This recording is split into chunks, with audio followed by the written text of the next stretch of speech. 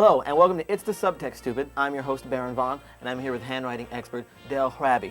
We're going to look at the signatures of the candidates and determine which one of them is the best black man for the job. Dale, let's start with Barack Obama. Okay, well, the first thing that I would notice about Barack's signature is this slash through the O. And What does that slash mean?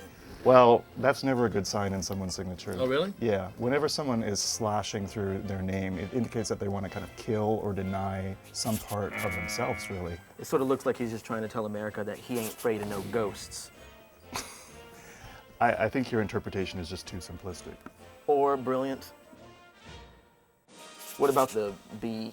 This is what we call, it's quite classic, a phallic B. It very much resembles the male genitalia. And this would almost always indicate someone who's kind of obsessed with sex. And not just sex, but kind of kinky or maybe even perverse sex. So this is mostly associated with like sexual deviance. Really? Yeah. Well, let me ask you this. Can a signature change over time? For instance, look at Barack Obama's signature very early in the election, back when he was still an underdog. And now here's his signature after his incredible victory in Iowa. And this is about a few minutes after that. And then 15 minutes later, back to normal. Right. I think you may be a sexual deviant in some ways. All right, well, let's move on to John McCain. Okay. This signature looks like it's by somebody who always speaks their mind, but their mind has been destroyed by senility. It's a very scary signature at first glance. It's full of weird size and shape distortions. Yeah, it looks like he was signing his name, and then he took a nap in the middle of it, finished signing it, and the rest of his sleep.